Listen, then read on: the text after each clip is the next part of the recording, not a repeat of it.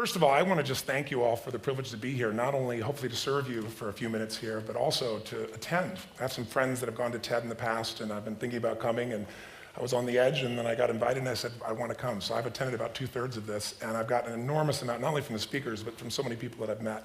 I don't think in all the places I've spoken or been around, and I've been privileged to be in a lot of great places, as I'm sure you have, I've ever seen such a concentration of both talent, brains, but also passion and a common value. There's a community here about contribution, and it's really beautiful. So I thank you. I'll be back as a participant myself on an ongoing basis, and I thank everybody for their participation as well very much. Thank you. I have to tell you, I'm both challenged and excited. My excitement is I get a chance to give something back. My challenge is the shortest seminar I usually do is 50 hours. And I'm not exaggerating. I do weekends, and what I do more than that, obviously, coach people, but I'm into immersion, because how'd you learn language? You didn't learn it by just learning principles. You got in it, and you did it so often that it became real. And my stuff isn't pre-programmed. You know, something happens in the room, I ask a question, and I play off what's going there. And 17 minutes, that's not going to happen. I know we're going to put the principles across, and I'm beyond respectful to the format. I've gotten great value from it, although Lisa Randall, I felt very tough for how to explain Einstein's theories in 18 minutes. To make sure that you're served, though, because I really came here to serve, is I put some tapes in your box, but I want you to know that if you want to use net time, I call it no extra time, to learn some of these things and use them at a deeper level, if you call my office and you're from TED, you're on the list, you can get any product I have, there's no charge for it. And if you ever want to come to a seminar, I'd love to have you as my guest as well for something in more depth. So my gift to you, please. Thank you. Thank you. So the race begins. I've probably put a lot in here because I really want to try and serve you, and I hope it doesn't just sound like philosophy since we can't do the interaction at the same level, although I hope you'll participate with me a bit. The bottom line of why I'm here is that I'm really in a position, I'm not here to motivate you, obviously, you don't need that. And a lot of times that's what people think I do, and it's the furthest thing from it. What happens though is people say to me, well, I don't need any motivation. And I say, well, that's interesting, that's not what I do. I'm the why guy. I don't know why you do what you do. What is your motive for action? What is it that drives you in your life today, not 10 years ago, or are you running the same pattern? Because I believe that the invisible force of internal drive activated is the most important thing in the world. I'm here because I believe emotion is the force of life. All of us here have great minds. You know, most of us here have great minds, right? I don't know if I'm in the category, but we all know how to think. And with our minds, we can rationalize anything, we can make anything happen. We can, I agree with what was described a few days ago about this idea that people work in their self-interest, but we all know that you don't work in your self-interest all the time. Because when emotion comes into it, the wiring changes in the way it functions. And so it's wonderful for us to think intellectually about how the life of the world is, and especially those who are very smart. We can play this game in our head, but I really want to know what's driving you, and what I'd like to maybe invite you to do by the end of this talk is explore where you are today for two reasons. One, so that you can contribute more. And two, so that hopefully we can not just understand other people more, but maybe appreciate them more and create the kinds of connections that can stop some of the challenges that we face in our society today. They're only going to get magnified by the very technology that's connecting us, because it's making us intersect. And that intersection doesn't always create the view of everybody now understands everybody and everybody appreciates everybody. So I've had an obsession basically for 30 years. And that obsession has been what makes the difference in the quality of people's lives? What makes a difference in their performance? Because that's what I got hired to do. I got to produce the result now. That's what I've done for 30 years. I get the phone call when the athlete is burning down on national television and they were ahead by 5 strokes and now they can't get back on the course. And I got to do something right now to get the result or nothing matters. I get the phone call when the child is going to commit suicide, and I got to do something right now. And in 29 years, I'm very grateful to tell you I've never lost one in 29 years. It doesn't mean I won't someday, but I haven't done it. And the reason is an understanding of these human needs that I want to talk to you about. So when I get those calls about performance, that's one thing, like how do you make a change? But also, I'm looking to see what is it that's shaping that person's ability to contribute, to do something beyond themselves. So maybe the real question is, I look at life and say there's 2 master lessons. One is there's the science of achievement, which almost everyone in this room has mastered to an amazing extent. That's how do you take the invisible and make it visible, right? How do you take what you dream about and make it happen, whether it be your business, your contribution to society, money, whatever it is for you, your body, your family. But the other lesson of life that is rarely mastered is the art of fulfillment. Because science is easy, right? We know the rules, you write the code, you follow those, and you get the result. Once you know the game, you just, you up the ante, don't you? But when it comes to fulfillment, that's an art. And the reason is it's about appreciation and it's about contribution. You can only feel so much by yourself. So I've had an interesting laboratory to try to answer the question of the real question, which is, what's the difference in somebody's life if you look at somebody like those people that you've given everything to, like all the resources they say they need. You gave them not a $100 computer, you gave them the best computer. You gave them love, you gave them joy, you were there to comfort them. And those people very often, and you know some of them I'm sure, end up the rest of their life with all this love, education, money, and background, spending their life going in and out of rehab. And then you meet people that have been through ultimate pain, psychologically, sexually, spiritually, emotionally abused, and not always, but often they become some of the people that contribute the most to society. So the question we got to ask ourselves really is, what is it? What is it that shapes us? And we live in a therapy culture. Most of us don't do that, but the culture is a therapy culture. And what I mean by that is the mindset that we are our past. And everybody in this room, you wouldn't be in this room if you bought that theory, but most of society thinks biography is destiny. The past equals the future. And of course it does if you live there. But what people in this room know, and what we have to remind ourselves though, because you can know something intellectually, you can know what to do and then not use it, not apply it. So really what we got to remind ourselves is decision is the ultimate power. That's what it really is. Now when you ask people, you know, have you failed to achieve something? How many have ever failed to achieve something significant in your life? Say aye. Thanks for the interaction on a high level there. But if you ask people, why didn't you achieve something? Somebody who's working for you, you know, or a partner, or even yourself, and you failed to achieve a goal, what's the reason people say they failed to achieve? What do they tell you? Tell me. Come on, out loud.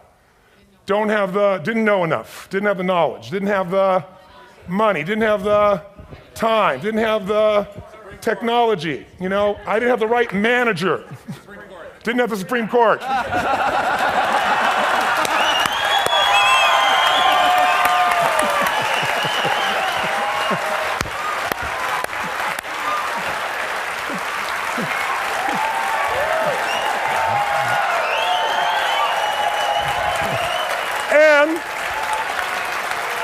And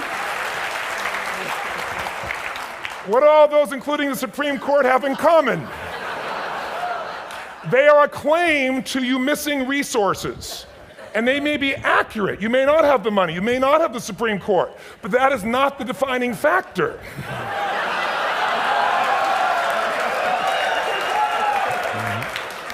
And you correct me if I'm wrong. The defining factor is never resources, it's resourcefulness. And what I mean specifically, rather than just some phrase, is if you have emotion, human emotion, something that I experienced from you day before yesterday at a level that is as profound as I've ever experienced, and if you'd communicated with that emotion, I believe you would have won.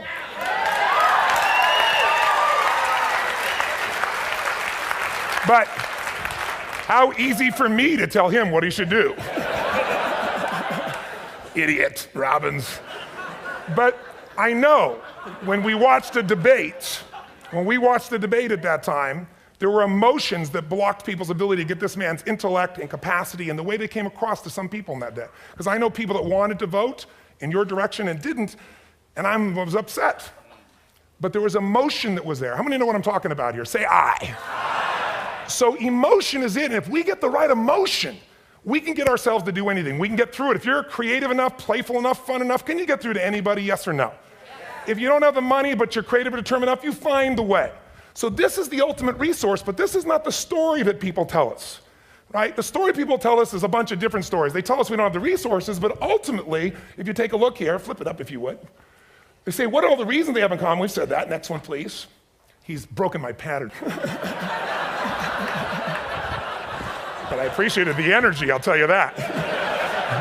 What determines your resources? We've said decisions shape destiny, which is my focus here. If decisions shape destiny, what determines it is 3 decisions. What are you going to focus on? Right now, you have to decide what you're going to focus on. In this second, consciously or unconsciously, the minute you decide to focus on something, you got to give it a meaning. And whatever that meaning is produces emotion. Is this the end or the beginning? Is God punishing me or rewarding me, or is this the roll of the dice? And emotion then creates what we're going to do, or the action. So think about your own life, the decisions that have shaped your destiny. And that sounds really heavy, but in the last 5 or 10 years, 15 years, haven't there been some decisions you've made that if you made a different decision, your life would be completely different? How many can think of one, honestly? Better or worse? Say aye. So the bottom line is maybe it was where to go to work, and you met the love of your life there. Maybe it was a career decision. I know the Google geniuses I saw here. I mean, I understand that their decision was to sell their technology at first. What if they made that decision versus to build their own culture? How would the world be different? How would their lives be different? Their impact. The history of our world is these decisions. When a woman stands up and says, no, I won't go to the back of the bus, she didn't just affect her life. That decision shaped our culture. Or someone standing in front of a tank. Or being in a position like Lance Armstrong and someone says to you, you got testicular cancer. That's pretty tough for any male, especially if you ride a bike. Right? You got it in your brain, you got it in your lungs. But what was his decision of what to focus on? Different than most people. What did it mean? It wasn't the end, it was the beginning. What am I gonna do? He goes off and wins 7 championships he never won once before the cancer because he got emotional fitness, psychological strength. That's the difference in human beings that I've seen of the 3 million I've been around, because that's about my lab. I've had 3 million people from 80 different countries that I've had a chance to interact with over the last 29 years. And after a while, patterns become obvious. You see that South America and Africa maybe connect in a certain way, right? Other people say, oh, that sounds ridiculous. It's simple. So what shaped Lance, what shapes you? 2 invisible forces, very quickly. 1, state. We all have had times. Have you had a time you did something and after you did it, you thought to yourself, I can't believe I said that. I can't believe I did that. That was so stupid. Who's been there? Say aye. Have you ever done something after you do it, you go, that was me. Right? It wasn't your ability, it was your state. I show people how to change that quickly, but what I want to finish with quickly here is your model of the world is what shapes you long term. Your model of the world is the filter. That's what's shaping us. That's what makes people make decisions. We want to influence somebody, we got to know what already influences them.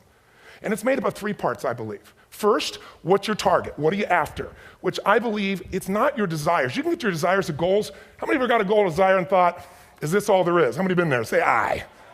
So it's needs we have. I believe there are 6 human needs. Second, once you know what the target that's driving you is and you uncover it for the truth, you don't form it, you uncover it. Then you find out what's your map. What's the belief systems that are telling you how to get those needs? Some people think the way to get those needs is destroy the world. Some people is to build something. Create something, love someone. And then there's the fuel you pick. So very quickly, 6 needs, let me tell you what they are. First one, certainty. Now these are not goals or desires, these are universal. Everyone needs certainty that they can avoid pain, at least be comfortable. Now how do you get it? Control everybody, develop a skill, give up, smoke a cigarette. And if you got totally certain, ironically, even though we all need that, like if you're not certain about your health or your children or money, you don't think about much more. You're not sure the ceiling's gonna hold up, you're gonna listen to any speaker. But while we go for certainty differently, if we get total certainty, we get what? What do you feel if you're certain? You know what's gonna happen, when it's gonna happen, how it's gonna happen. What would you feel? Bored out of your mind. So God, in her infinite wisdom, gave us a second human need, which is uncertainty. We need variety. We need surprise. How many of you here love surprises? Say aye. You like the surprises you want. The ones you don't want, you call problems, but you need them. So variety is important. Have you ever rented a video or a film that you've already seen? Who's done this? Why are you doing it? You're certain it's good because you read it before, saw it before, but you're hoping it's been long enough you've forgotten enough there's variety. Third human need, critical, significance. We all need to feel important, special, unique. You can get it by making more money. You can do it by being more spiritual. You can do it by getting yourself in a situation where you put more tattoos and earrings in places humans don't want to know. Whatever it takes. The fastest way to do this, if you have no background, no culture, no belief in resources or resourcefulness, is violence. If I put a gun to your head and I live in the hood, instantly I'm significant. 0 to 10, how high? 10. How certain am I you're gonna respond to me? 10. How much uncertainty? Who knows what's gonna happen next? Kind of exciting, like climbing up into a cave and doing that stuff all the way down there. Total variety and uncertainty. And it's significant, isn't it? So you're willing to risk your life for it. So that's why violence has always been around and will be around unless we have a consciousness change as a species. Now you can get significance a million ways, but to be significant, you gotta be unique and different. Here's what we really need. Connection and love, 4th need. We all want it. Most people settle for connection because love's too scary. Don't want to get hurt. Who here has ever been hurt in an intimate relationship? Say aye. And you're gonna get hurt again. Aren't you glad you came to this positive visit? But here's what's true, we need it. We can do it through intimacy, through friendship, through prayer, through walking in nature. If nothing else works for you, get a dog. Don't get a cat, get a dog, because if you leave for 2 minutes, it's like you've been gone for 6 months when you show back up again 5 minutes later, right? Now these first 4 needs, every human finds a way to meet. Even if you lie to yourself, even if you have split personalities. But the last 2 needs, the first 4 needs are called the needs of the personality, is what I call it. The last 2 are the needs of the spirit.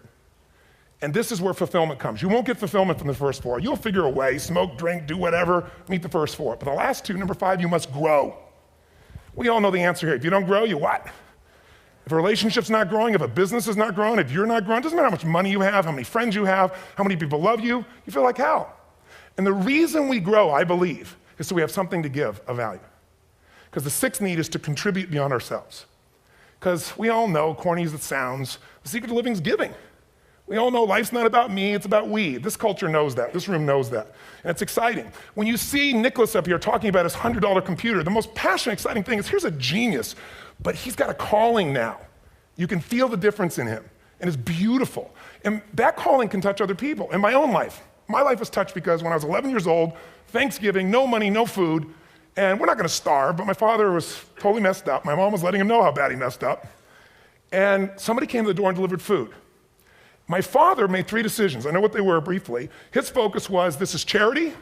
What does it mean? I'm worthless. What do I gotta do? Leave my family, which he did. The time, one of the most painful experiences of life. My 3 decisions gave me a different path. I said, focus on, there's food, what a concept. You know? Second, but this is what changed my life. This is what shaped me as a human being. Somebody's gift, I don't even know who it is. They're not asking for it, this is giving our family food, looking out for us. It made me believe this. What does it mean? That strangers care. And what that made me decide is if strangers care about me and my family, I care about them. What am I gonna do? I'm gonna do something to make a difference. So when I was 17, I went out one day on Thanksgiving, it was my target for years, have enough money to feed 2 families. Most fun thing I ever did in my life, most moving.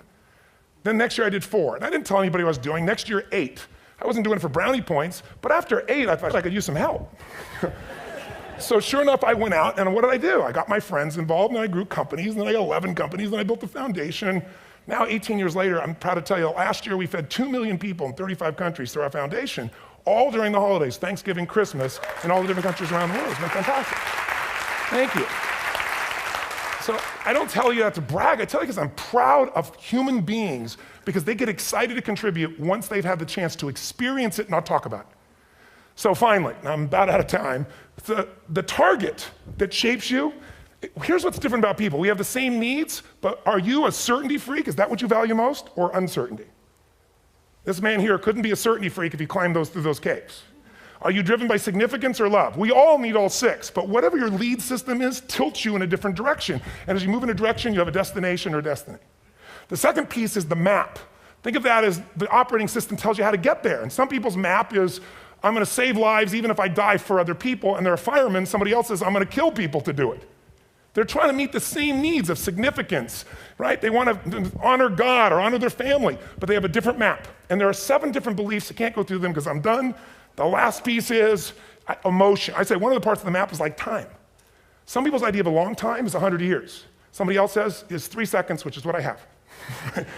And the last one I've already mentioned that felt you. If you got a target and you got a map, and let's say, I can't use Google because I love Macs, and they haven't made it good for Macs yet. So if you use MapQuest, how many have made this fatal mistake of using MapQuest at some time? You use this thing and you don't get there. Well, imagine if your beliefs guarantee you can never get to where you want to go. The last thing is emotion. Now here's what I'll tell you about emotion. There are 6,000 emotions that we all have words for in the English language, which is a linguistic representation, right? It changes by language. But if your dominant emotions, when I have more time, I have 20,000 people or 1,000, and I have them write down all the emotions that they experience in an average week. And I give them as long as they need. And on one side, they write empowering emotions, the other is disempowering. Guess how many emotions people experience? Less than 12. And half of those make them feel like so they got 5 or 6 good frickin' feelings, right? It's like they feel happy, happy, excited, oh shit, frustrated, overwhelmed, depressed. How many of you know somebody who no matter what happens finds a way to get pissed off? How many know somebody like this? Or no matter what happens, they find a way to be happy or excited. How many know somebody like this? Come on. When 911 happened, and I'll finish with this, I was in Hawaii. I was with 2,000 people from 45 countries. We were translating 4 languages simultaneously for a program that I was conducting for a week. The night before was called Emotional Mastery. I got up, had no plan for this, and I said, we had all this fireworks, I do crazy fun stuff. And then at the end I stopped, and I had this plan I was gonna say, but I never do what I'm gonna say. And all of a sudden I said, when do people really start to live? When they face death. And then I went through this whole thing about if you were gonna get off this island, if 9 days from now you were gonna die, who would you call, what would you say, what would you do? One woman, well that night is when 911 happened. One woman had come to the seminar, and when she came there, her previous boyfriend had been kidnapped and murdered. her friend, or her new boyfriend, wanted to marry her, and she said no. He said, if you leave and go to that Hawaii thing, it's over with us. She said it's over. When I finished that night, she called him and left a message, true story, at the top of the World Trade Center where he worked, saying, honey, I love you. I just want you to know, I want to marry you. It was stupid of me. She was asleep, because it was 3 a.m. for us, when he called her back from the top and said, honey, I can't tell you what this means. He said, I don't know how to tell you this, but you give me the greatest gift, because I'm going to die. And she played the recording for us in the room. She was on Larry King later. And he said, you're probably wondering how on earth this could happen to you twice. And he said, all I can say to you is, this must be God's message to you, honey. From now on, every day, give your all, love your all. Don't let anything ever stop you. She finishes, and a man stands up and he says, I'm from Pakistan, I'm a Muslim. I'd love to hold your hand and say I'm sorry, but frankly, this is retribution. I can't tell you the rest because I'm out of time.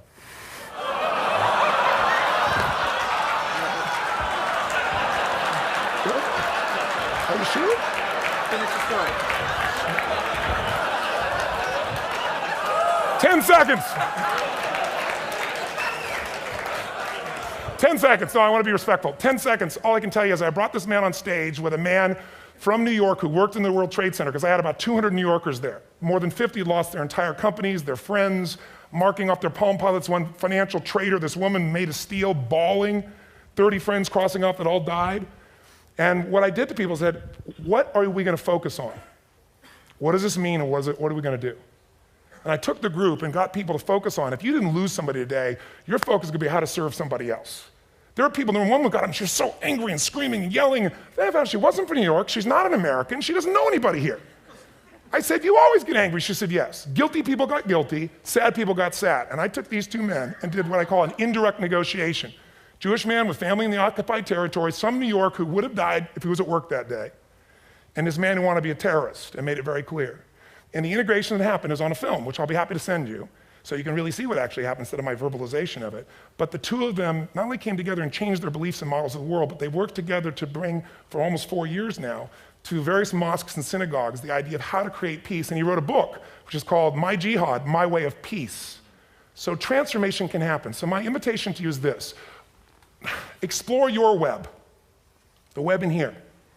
The needs, the beliefs, the emotions that are controlling you, for 2 reasons. So there's more of you to give. Achieve too, we all want to do it, but I mean give, because that's what's going to fill you up. And secondly, so you can appreciate, not just understand, that's intellectual, that's mind, but appreciate what's driving other people. It's the only way our world's going to change. God bless you, thank you, I hope this will serve. Tony Robbins.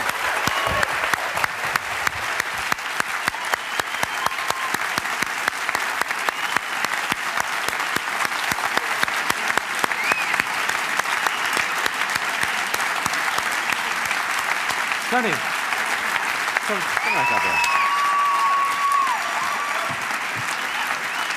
You gotta just recognize it. Thank you very much. Thank you.